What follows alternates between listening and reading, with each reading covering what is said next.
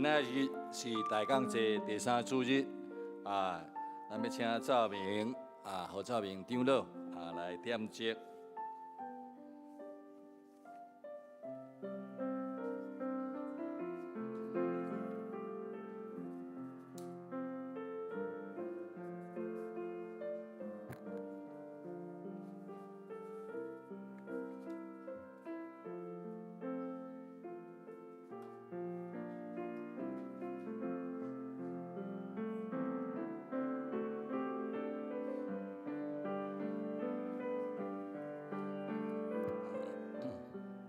今仔是咱定心点到这个6节准备耶稣降临日子会到来，咱的心拢充满喜乐。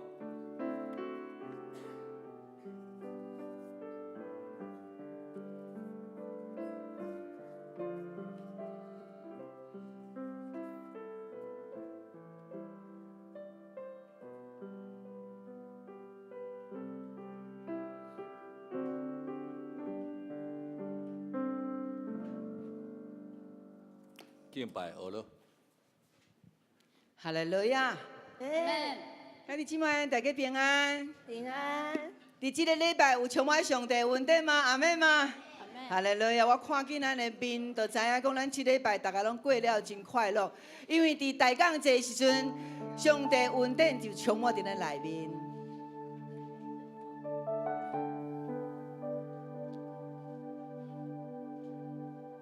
哈利路亚！咱备办好咱的心来到伫主的面前，咱就是真清楚要来调记伊，要来学乐伊的名。阿门。阿门。咱的主耶稣伊的降生是堪得咱学乐的，因为伊充满着疼，充满着伊的关联，嘛充满着伊的心力伫咱的中间。哈利路亚！咱有确无要来得到耶稣基督伫咱身上的心力无？阿门，阿门。咱今仔日会当看到一个真实的心力伫咱的面前。要做见证，过去咱所看的，拢读的是伫圣经内面，好亲像离开咱2000年。哪有迄什么新力伫这个时代？我甲你讲，这个时代永远在行新力，只是咱对主耶稣基督的信无够，所以咱看袂到新力。信心若无够，新力就无出来。阿门。所以咱今仔日会当看到一个信心。有够信心，上帝就将迄个心力赏赐伫迄个人的身上，所以今仔日有真大的福气伫咱的内面。所以咱更较明白，我靠上帝人，信靠上帝人，毋是信伫嘴呢，是信伫心呢，信伫咱的行为内面。所以咱要用咱学乐，咱的手举起，咱的手开咱的嘴，咱们来敬拜咱的耶和华上帝。咱请起立，哈利路亚！咱若准备好，牧师邀请咱举起咱的双手。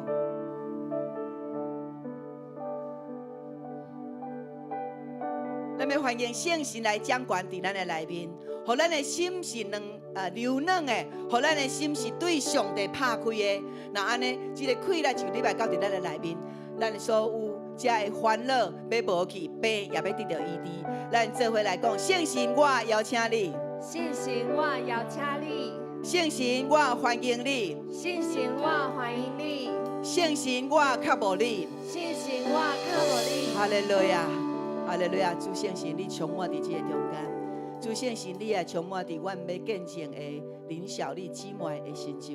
主，你甲阮每一个兄弟姊妹同在，因为主你若同在，阮的心就得到喜乐。哈利路亚！这个时。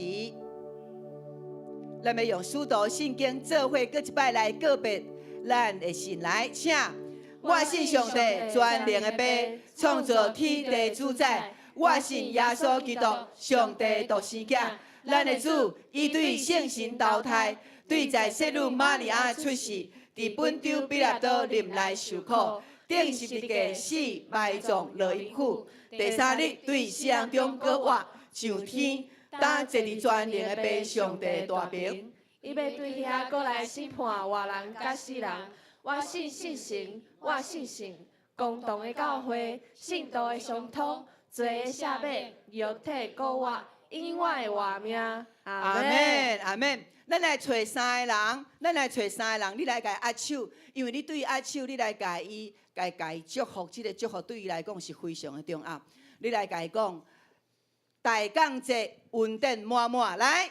大港节稳定满满。哈利路亚！大港节稳定满满，大港节稳定满满，哈利路亚！这时咱要用这首诗歌，咱要来敬拜咱的上帝。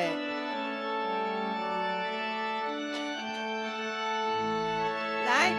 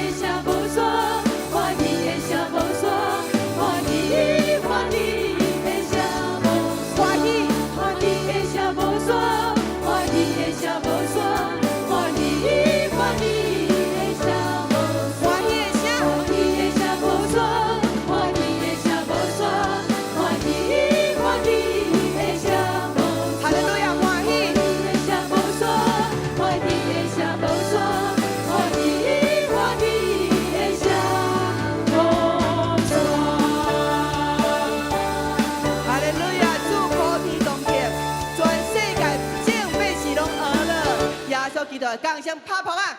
俄勒咱的主耶稣会讲声哈利路亚，哈利路亚，哈利路亚！你的心有感受到耶稣基督迄个讲声的听伫你的内面无？阿门吗？阿门，阿门，哈利路亚。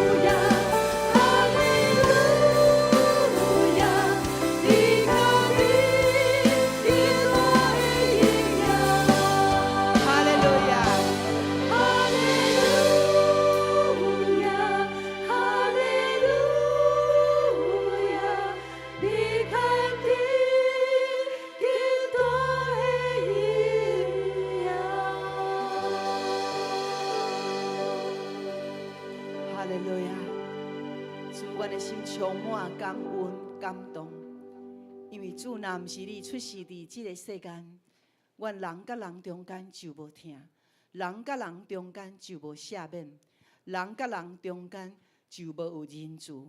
主，多谢你来到伫世间，因为你受称作荣耀的君王，你是堪得的，愿学乐你的名。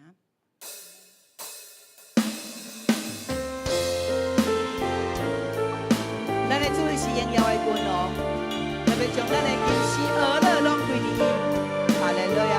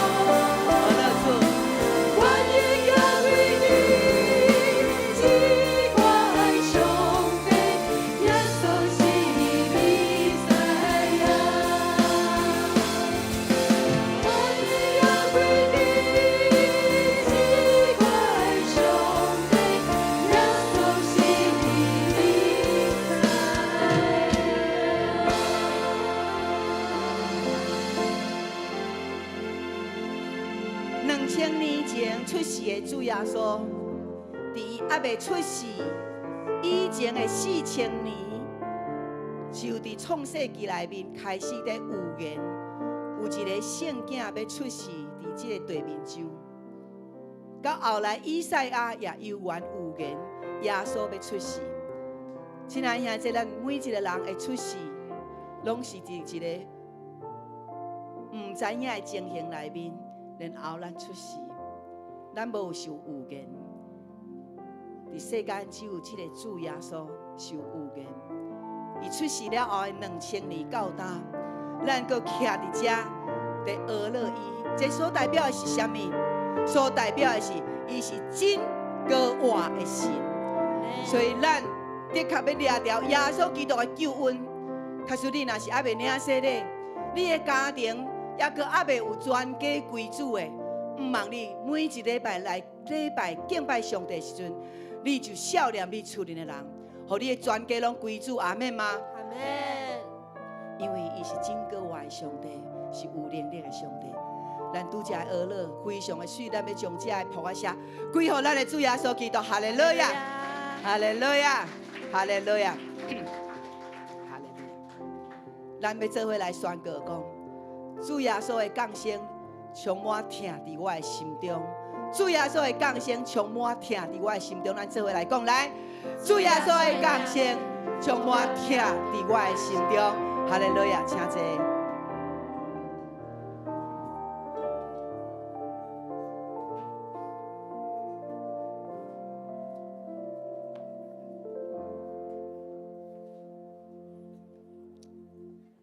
三甲来共读上帝话，上帝话记载伫创世纪12章1节到2节，路加福音5章5节到10节。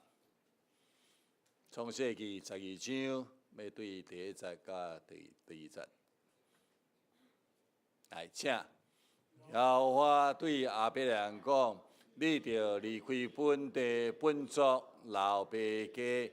去我所要指示你的地，我要互你成做大国，我要祝福你，互你的名做大，你也要互人得到福气。路加福音5章5节到10节，西门因讲：先生，阮同眠着活，讨拢无，总是因为你的话，我就要盼望。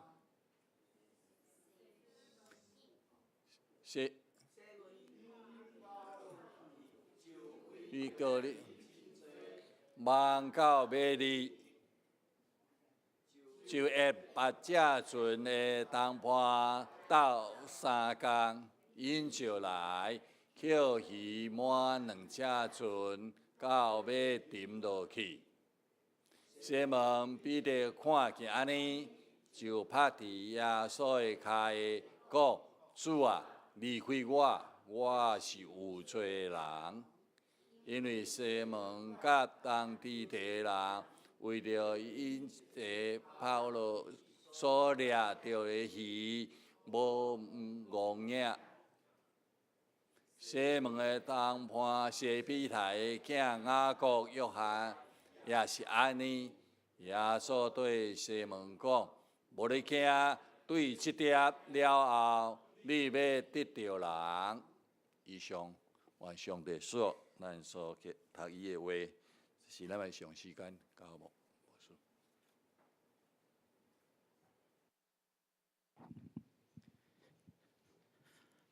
亲爱兄弟姊妹平安，真欢喜，咱今仔日太公节的第3主日，咱会当做主守伫遮用诗歌来学乐敬拜。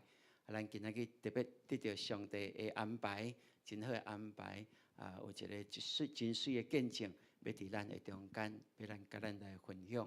我相信几礼拜前，咱就开始有伫安尼来广告报告，互咱兄弟姊妹知影。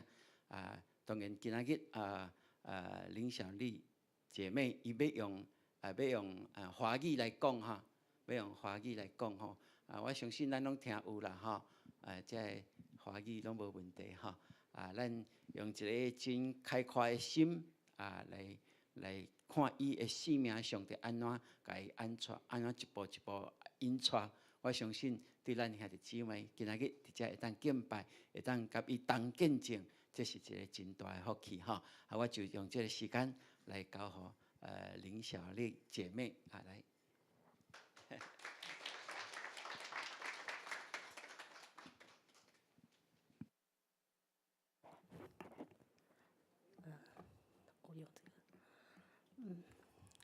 周牧师、潘牧师、长老执事、同工们，还有在座的弟兄姐妹们，大家平安，大家圣诞节快乐！告诉你旁边的人说圣诞节快乐。好，然后我们再宣告耶稣是救主，耶稣是弥赛亚。真的不好意思哈，我不会讲台语，我妈妈没有教我台语。假如如果讲原住民的话，我非常想叮当哦，那真的是不好意思，请你们原谅我，只能用我们的国语来诉说今天的一个分享哦。那在1个月以前呢，潘牧师他打电话给我，邀请我在今天12月16号到永光教会分享我的生命故事。那时候我很乐意的答应了潘牧师的邀请。那挂完电话之后呢，我就非常的紧张哦，因为我没有在泰雅儿中会以外的教会来分享。其实经过这个事情以前，我也很少站在讲台上，其实我是很少曝光的人哦。那但是今天站在这里呢，完全是因为神的爱，让我能够站在这里。那为了让我站在这里不紧张我特别上网去搜寻你们教会的聚会情形。我不搜寻还好，那我一 Google 下去，哇，主日礼拜完全是全程直播哎！我刚讲过，我说我是很少曝光的人嘛。那我真的更紧张了。那时候我就想要说打电话给潘牧师，要婉拒他的邀请。可是我实在掰不出任何的理由，我真的掰不出任何理由来打电话婉拒。然后后来我就安静心来祷告，我寻求神的心意。然后在祷告当中，神给我的是一个平静安稳的心。在平静安稳的时候，在平静安稳的心里面，有一股力量，有一种声音，有一个声音对我说：“小丽，走出去，走出去。”阿们。就在这个时候，好消息电视台，也就是在我们板桥这附近呢那真情部落格的制作人，他也打电话邀请我，是否愿意上真情部落格的真情部落格的节目录影。当下我也很乐意的答应了制作人的邀请，因为我知道，在这个时代里面，这是神的心意，要透过网络，要透过直播，要透过好消息电视台全球的网络，神急切的要将他神国的福音，还有神的大能，还有神的爱，要传达到世界上的每一个角落。神要世界上的人都知道，唯有他的儿子耶稣基督是唯一的道路，是唯一的拯救，是唯一的道路、真理、生命。阿们。在今天我们所念到的这个2处经文呢，我们都知道每个人都有经历神的一个经验，相信在这个经验里面，一定都有给我们一个很大的祝福跟一个很大的一个启示。首先，让我们来看看圣经中简单的带过这2位人物。第一个就是亚伯拉罕。我们看到在经文里面，亚伯拉罕他离开了他的家乡乌尔，他走上了一条全新的道路。神对他说：“我要使你成为大国，我必要赐福给你，祝福你的，我也要祝福给他。列国必因你得福。”哈利路亚！要记得，当你遇见神的时候，你就要成为一个蒙福的人。阿们。别人也会因为你而蒙福，你的生命就要像江河一样，要去滋润其他的人，帮助其他的人成为一个蒙福的人。那亚伯拉罕，我们知道他在75岁的时候，他遇见了神，他离开了本地，往哪里去都不知道的一个地方。我请问各位，如果今天神跟你说某某某，你要离开你的故乡，往我所要指示你的地方去，你会不会去？我们一定会稍微定顿一下我会想说，我有那么好的工作，我在这里，我有那么好的一个工作，我要离开我的家庭吗？而且上帝啊，你也没有告诉我你要我往哪里去，你一定会当下你会推三阻四，对不对？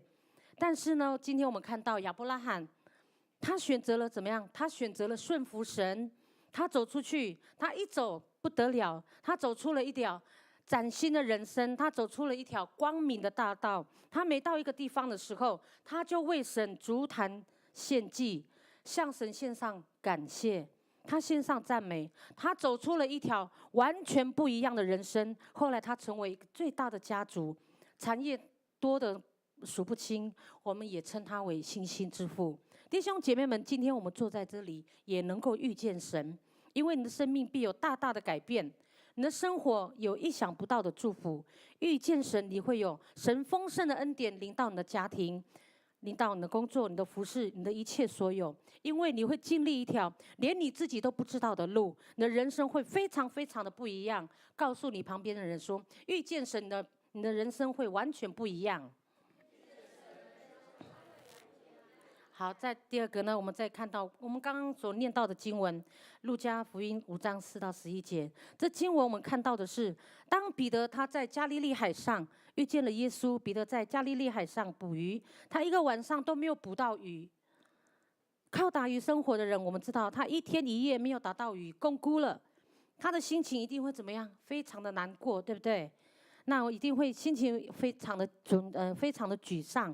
他心里面会想说，家里面的米缸没有米了，孩子的学费没有了着落，我的生活将会面临到一个什么？面临到一个困境，怎么办呢？就是在这样的一个情况之下，他遇见了耶稣，耶稣告诉他往水深之处去，他听从了耶稣，他就往水深之处去撒网。这一撒下去也不得了，网了好多，圣经告诉我们，他网了好多好多的鱼，甚至于渔网都要裂开了。后来耶稣呼召了门徒，呼召了彼得成为他的门徒。你看，彼得他遇见了耶稣，他的空船变成了满船，他的荒年变成了丰收的年。遇见上帝，上帝会改变你的职场，他会改变你的家庭，会改变你的服事，你的服事会带来极大的丰收。阿们。那要进入到我要做我自己见证的时候，我们先一起来做一个祷告。亲爱的阿爸父，你是我的君王，是我的磐石，是我的山寨，是我的诗歌，是我的力量，我的帮助。你是丰盛慈爱，你是信实良善的神。你吸引我们来到你的面前，对我们的心亲自说话。我们渴慕你，我们要经历你，因此我们渴慕你。今天我们要遇见你，奉耶稣基督的名祷告，阿们。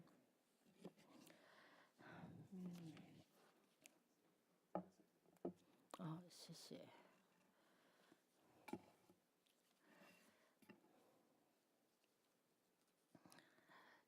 我刚刚说过，就要来你们教会之前呢，我就上网 Google。其实，在12月2号、12月9号，我也参与了你们的聚会，因为透过一个直播，我正与你们同在，我的心与你们同在。透过网络直播的逐日礼拜的直播，我享受到敬拜赞美团的服事。你们的敬拜赞美团真的非常的棒。透过敬拜赞美，我们可以进入到至圣所的礼拜，从牧者的讲道信息当中，我享受到神话语的滋润，使我重新得力。也透过网络，使不能来到教会的弟兄姐妹们，他们可以同步的进行收看主日礼拜的动态，使我们都能够领受到安息日的祝福。阿们。今天我站在这里是第10次来分享我今年在8月份的时候遇见神的经历，说的是同一件事，因为主耶稣他本身就是主角。当网络媒体报道我在韩国生病的消息的时候，神感动每一间教会，特别是我们泰雅儿中会的每一间教会的牧者弟兄姐妹们，他们为我祷告奉献，也感动。当我的消息发布在社会头条新闻的时候，也感动社会各界爱心的机关团体为我祈福，慷慨解囊，为我的医疗费用来献出他们宝贵的金钱。甚至也还有一些人，他们看着手机在网络上连接我的相片的时候，就在手机里面看着我的相片，就在为我按手祷告。这一切的一切，我都非常的感动。这些都是来自于神的爱，使我在短短不到1个月的时间就出院回家休息了。今天我可以在这里跟各位弟兄姐妹们再一次来庆贺我们的圣诞节。我在这里，小丽再一次来谢谢各位，谢谢你们，谢谢你们，亲爱的弟兄姐妹们。虽然我们不曾相识，但是因为神的爱在主里，我们成为一家人。因为神的爱，让我们互称弟兄姐妹，一起在这里，我们可以一同分担苦难，分享荣耀。这就是成为基督徒最大的福气。你们说阿们吗？我是竹东长老教会的会友，叫林小丽。我是第3代的基督徒，爸爸妈妈是非常热心爱主的人，服侍主的长老，在教会里面也担任长老的职分。我的公公是泰雅尔教会，他是一个开拓者的牧师。在民国40几年的时候，就开始在部落里面传教。他过世之前，他就已经建堂扩建教会，有4间教会。我有3个漂亮的女儿，今天来到这边有2个，还有我一个女婿哦。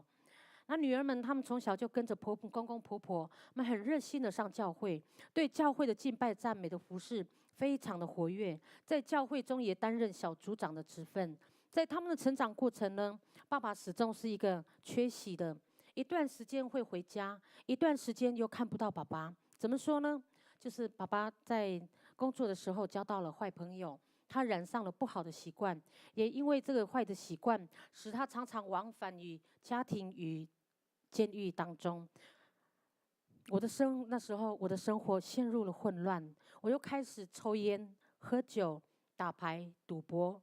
我更喜欢泡在卡拉 OK 里面，就是那种唱歌的场合。我很喜欢蹦蹦蹦那重低音的音乐，甚至于我还开过 pub， 我就是很喜欢喝酒的气氛。我也交了好多的酒肉朋友，但是往往在酒醒之后，痛苦没有减去，心中的苦毒跟怨恨反而更重。我的店开不到3年就被我喝倒了。虽然我是基督徒，但也只是挂名的。但是在遇见神以前，我的生命光景是非常的混乱，偶尔会带着一个赎罪的心去教会做礼拜，但是我坐不住。牧师的讲道，我一点也听不进去。一直到2012年，我跟我的女儿去教会，又为了要去教会的事情，跟我大吵一架之后，那时候我就开始慢慢的亲近神，上教会。在去年5月的第2个主日，就教会庆祝母亲节活动，也是我的50岁生日。我有一种病叫重症肌无力，那重症肌无力它是一个自体免疫的疾病哦。那它的症状就是眼皮下垂啦、复视、视力模糊、四肢无力。我常常会从楼梯里面滚下来，走到一半的时候就从楼梯滚下来。走路的时候会不经意的会在没有预期的状况之下，我的双脚会突然软下来，就会跌倒。那我很羡慕人家，他们可以蹦蹦跳跳，他们可以很自如的跳舞，还可以跑步。25年以来，我真的不曾跑步。那我的手举不到1分钟就会垂下来，严重的时候我就会影响我的呼吸肌肉，会完全的没有力，然后以至于导致到我呼吸衰竭，就死亡这样。然后在去年呢，我就在我生日的那一天，我就是这样子发病啊，小孩子们就带我到荣总住了2个礼拜之后就回家。在住院的期间，我很认真的，我很努力的读经祷告，在读经祷告当中，我得到神的安慰以及完全的神的医治。然后在去年7月呢，我在台北参加了一场的4天的特会，它的名字叫大而可畏的日子，课程是非常的棒。然后在课程当中，我重新思考一个生命的意义。我告诉自己，我迈入50岁了，难道要一直工作到老吗？我要一直背负生活中的压力到老死吗？在审判的日子，我要如何来面对神？我要在审判的日子，我要如何跟神交账？当我在这样想的时候，我心里面就有一个很大的呼召，有一个很大的意念，我要去读神学院。因为在我年轻的时候，还没有结婚之前，我也在玉山神学院读了3年。因为跟孩子的爸爸谈了恋爱，所以就放弃了神的学业，所以没有完成神学院的功课，是我一生这以来我最大的一个遗憾。当我参加这4天的特会的时候，我心里面重新又被呼召，又被神呼召。于是我在去年7月就提早向公司提早退休。9月份的时候，我就读韩国长老总会的白石神学院台湾分校。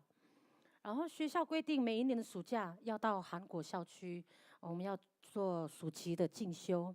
那学校安排就在今年的8月15号到20号，要到韩国去进修。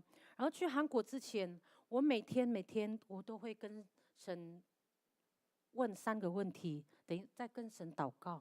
我说主，第一个问题我问神，我跟神说，主啊，我从小我就认识你，我从上主日学，我上青年会，一直到结婚孩子，直到如今，我都有在教会当中。虽然我的信仰是起起伏伏，有时候会陷在软弱当中，但是我始终没有离开你。我信主信了那么多年，我都没有听到你跟我说话。主啊，我第一个问题问神。第二个问题我又问主说，主，在这个世间上有许多的道理我都知道，什么能做什么不能做我都知道，什么是好什么是坏我也都晓得。但是呢，我无能为力去改变我生活中还有许多的瘾头，我也无能为力，没有力量去突破我生命中有许多的一个软弱。我求主改变我，使我不再暗中行。我不想再做2面人，欺骗自己又欺骗人，这样会活得很痛苦。第3个问题我又问神，我已经读神学院1年了，我的同学们他们在这1年当中，他们的服事已经有了方向，有的已经在部落里面，他们有开拓教会，那有的已经在家庭带领家庭的小组。那我的前途是一片茫然，我只有1个月1次的到监狱里面服事。这个时候我恳求父神说，我希望我这一趟去韩国能够有一个很多的学习，然后回来之后有一个很大的改变。8月15号，我们就有几个同学就到了韩国。16号，我们到学校去上课。走到校门，我沿路走到校区，我看到我们学校的校园一栋一栋的建筑物是非常的壮观，非常的美，很美，很漂亮，每一栋都那么新，然后每一栋几乎都有10层楼以上。吸引我的不是那个建筑物，吸引我的是那建筑物它背后的力量，是什么样的力量可以把神学院建造得很好？我非常的感动。那第1堂课是由我们台湾校区的金院长，他是韩国人，来台湾宣教了30年，他给我们介绍校区，他也在鼓励我们在座的神学生毕业以后可以到韩国校区继续修硕士博士的学位。当下我听到这些话的时候，我心里面就起了一个很大很大的一个感动，我心里面起了一个很大的悸动。我心里面很大胆的跟神说，我要来这边再继续读，我要来韩国这样校区继续修硕士，继续修那个博士的学位。我不顾虑我那时候我年龄已经50几岁，我心中的感觉就是这样，那个感动。当我开始有这样念头的时候，我肚子就开始闷闷的，就稍微有不舒服。然后下午我几乎上课的时间，我几乎是用手托着我的头，我没有精神来上课。但是下午的课是我最想要、我最需要的课程，就是讲道释经学。但是我的肚子就越来越痛，越来越痛。好不容易我撑到了下午5点下课的时间，我们就去吃晚餐。晚餐没有吃到2口，我也吃不下，我就跟老师同学说我要回饭店休息。然后17号早上起来的时候，我跟我的同房的同学，我们一起灵修、晨更、读经、祷告之后，要准备去学校上课。突然，我的腹部就有一个小小的声音，一个“嘣”的声音，然后开始我的腹部就开始一阵一阵的剧烈的痛。那时候我就全身冒冷汗，一直冒冷汗，一直冒冷汗。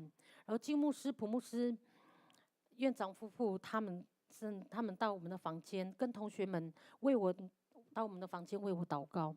牧师问我还好吗？我说还可以。我们吃过早餐之后就往学校去出发。到学校的时候，到学校门口，我的腹部就完全痛得非常非常的厉害，我完全站不起来了。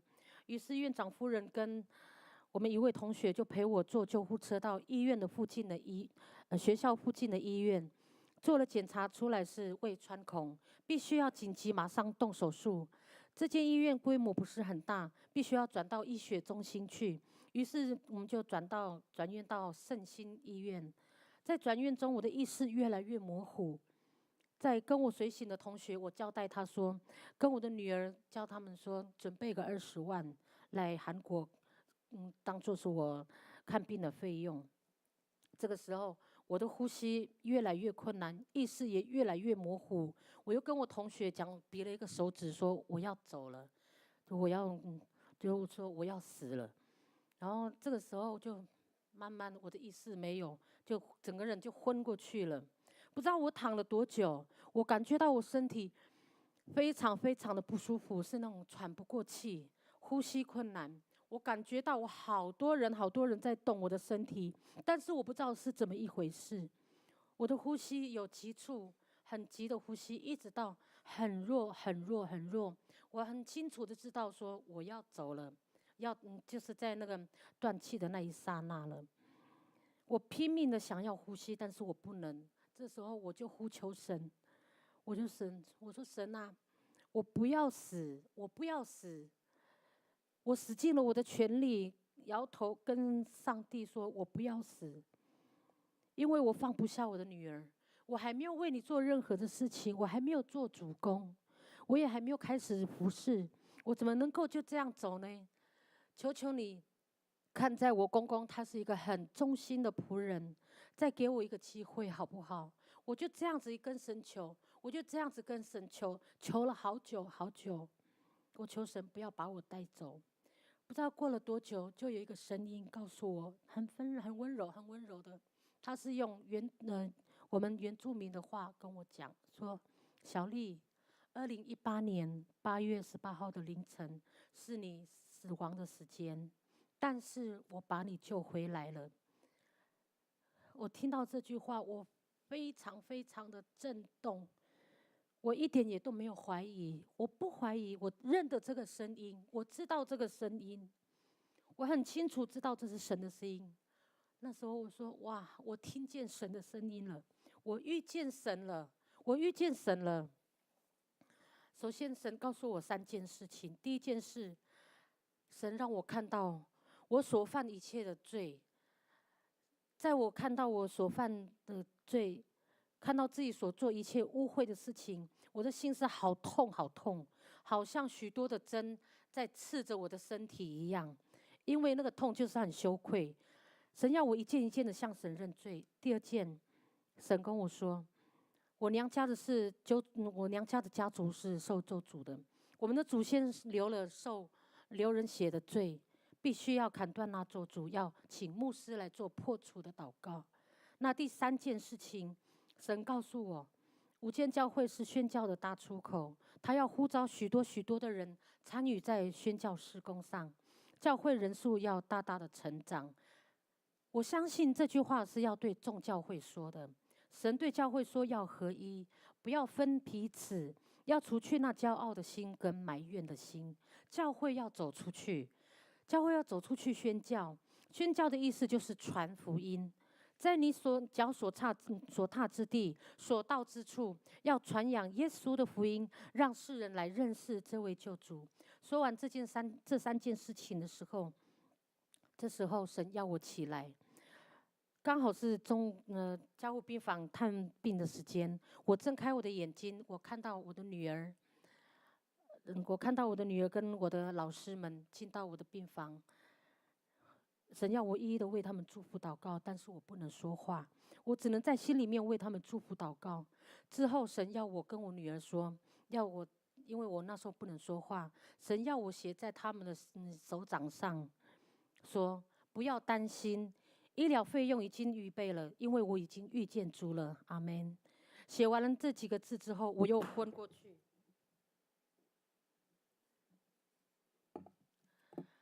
然后，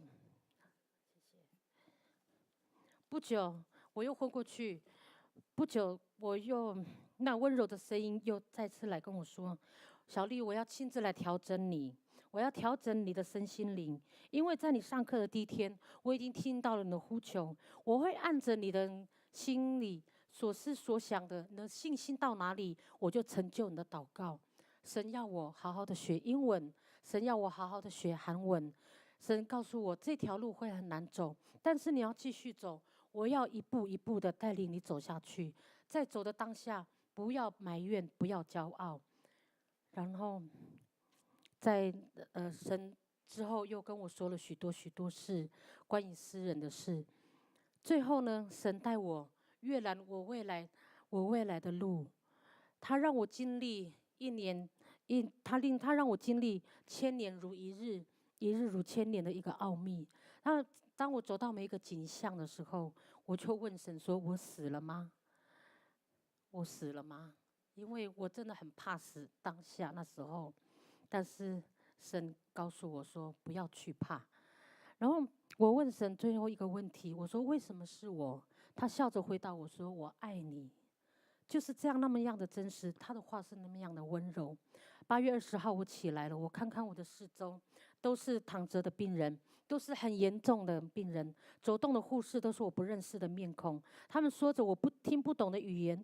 我看到我的身体有好多好多的管子，我的手被绑着约束带，我不能说话，不能动，我只能呆呆地望着天花板。我是怎么了？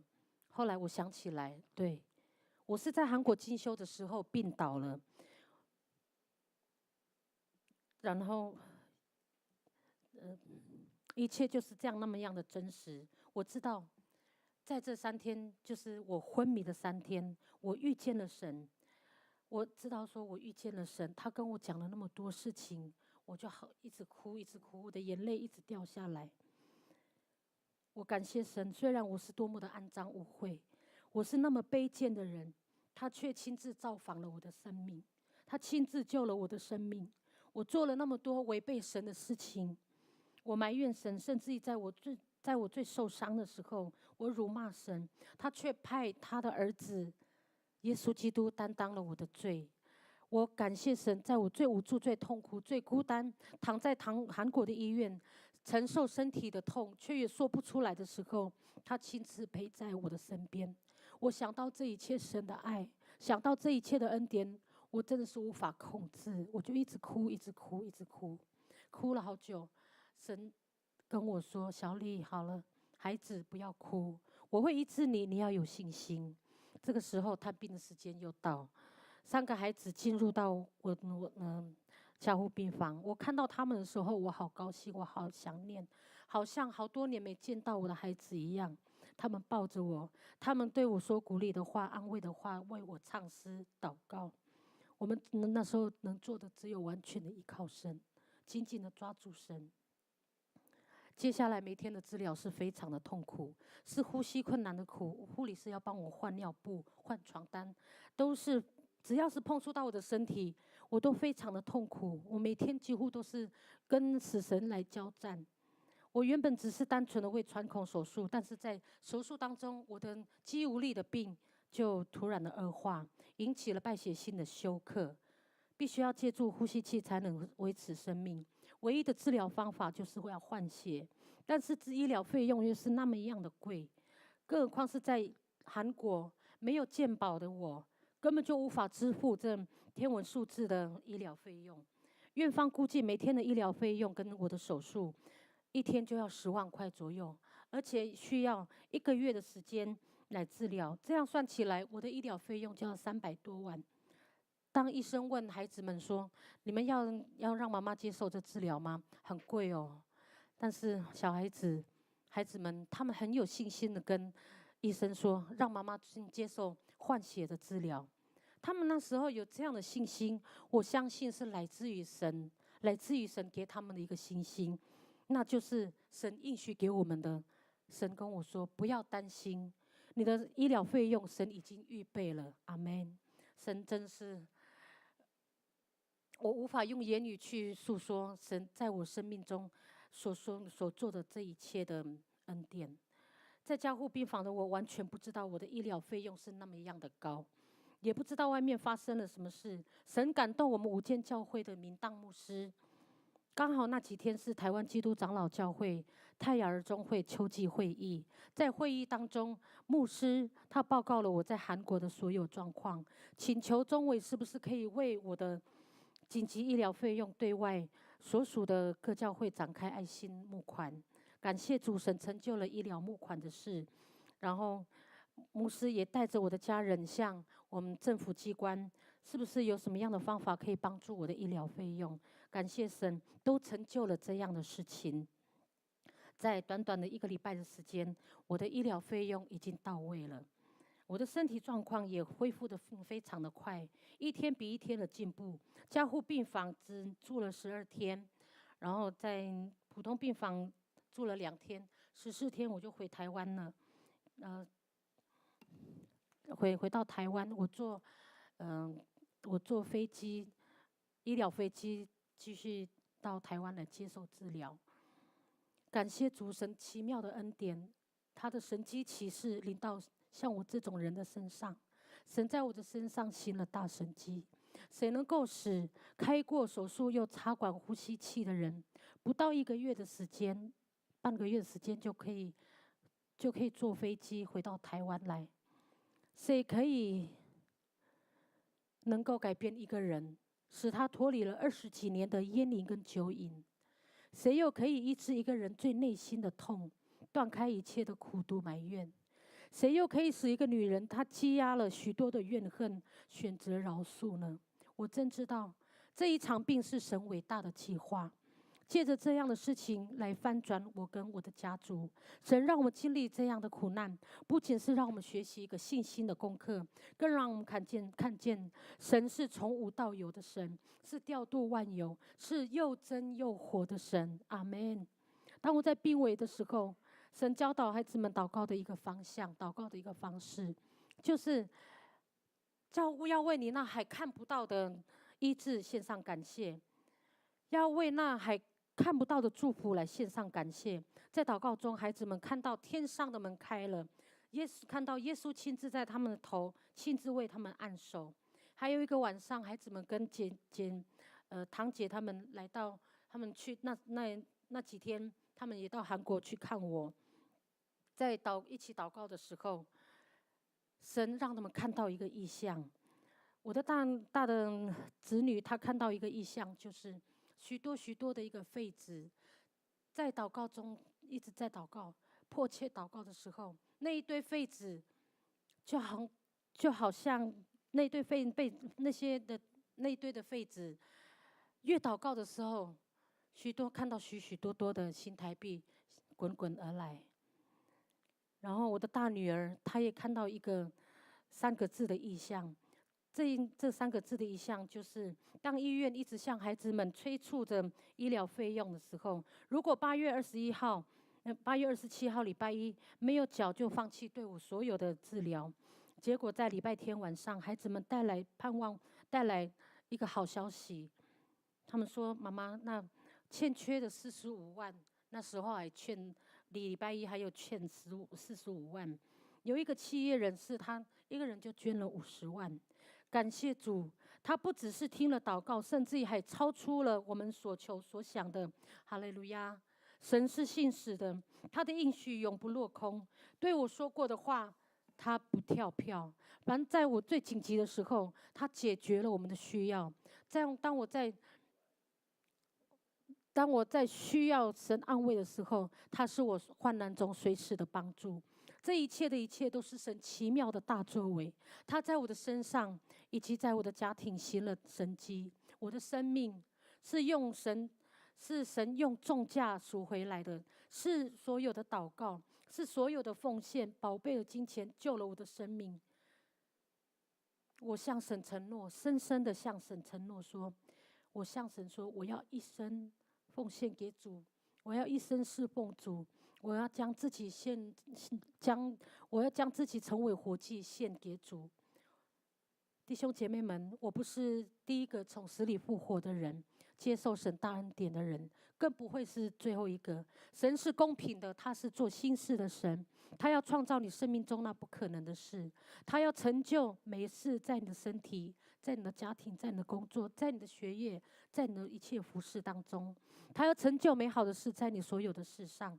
只要你愿意将你的难处带到神的面前，单单的信靠他。主说，凡劳苦担重担的人，可以到我这里来，我必使你们得到安息。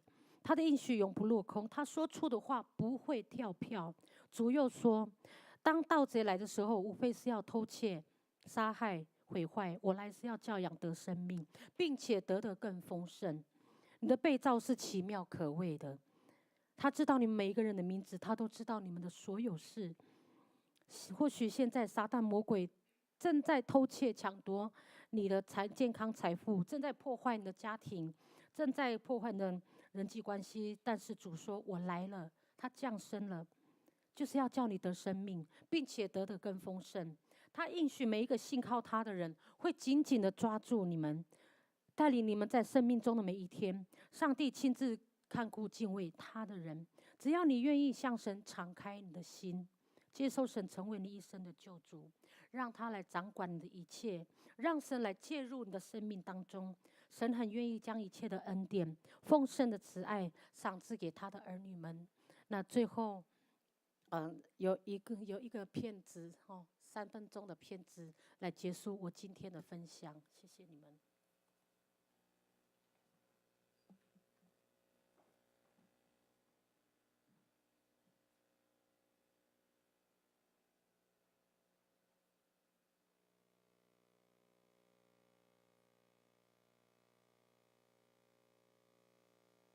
病情加重，18号昏倒，被送到当地医院，发现是胃穿孔，又引发败血性休克，住进重症加护病房。担心吗？韩国进修图休克，100万医疗费待外界援手。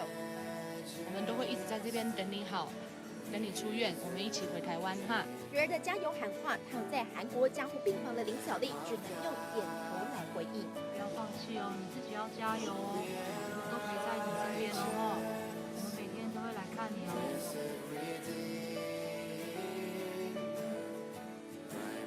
插管面临坏血的林小丽，本来是随着神学院到韩国研习，上周胃痛，中午昏倒送医，检查后发现是胃穿孔，3天后长期罹患的重症肌无力恶化，让她出现败血性休克，无法自主呼吸，每2天要换1次血。医生说她至少还要在医院再待1个月。到21号为止，在韩国的医疗费用已经高达台币62万多元，加上目前还留在加护病房观察，住院费1天也要价台币9万元左右。另外，他每2天换1次血，医师评估至少还需要再治疗1个月，费用势必会持续增加，这让原本就不富裕的家庭经济压力更大。而林女士的教会牧师提到，家属无论选择留在韩国医治，或是申请医疗专机返台，都面临庞大医疗费用。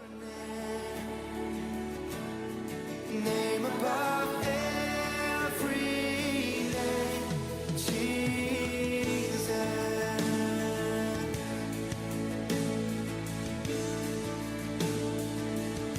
Jesus, Jesus,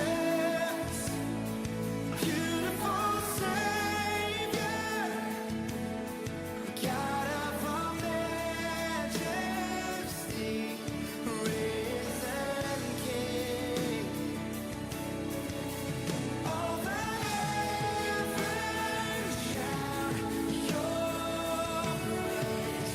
All creation bows, all creation bows to worship you.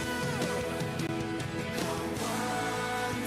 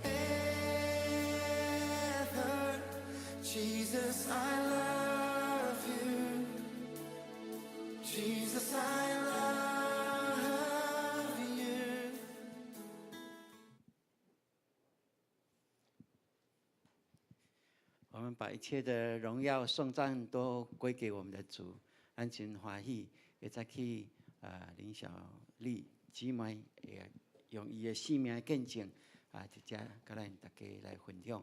我相信咱看见伊即款的奇妙的过程内面，若毋是上帝的保守，若毋是教会的支持疼心，我相信对即个家庭来讲，可能要行过即个死的关卡是无容易的代志。总是上帝若应允，就的确成。阿门。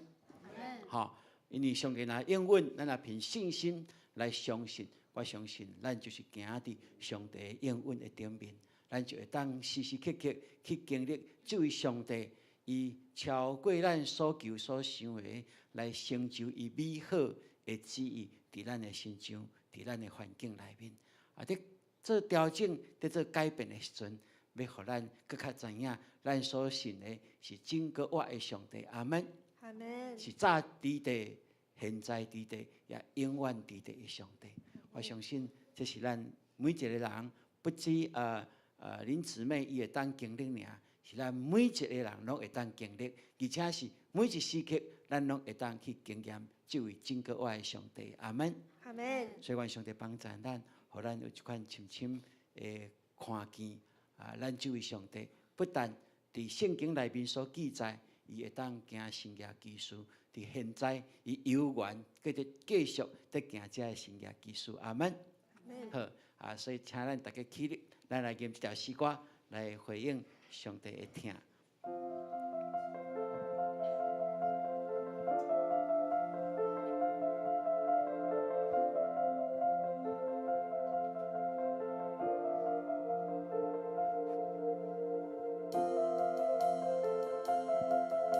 咱用一个感恩的心，用一个单纯的信心，到伊的面前来敬拜。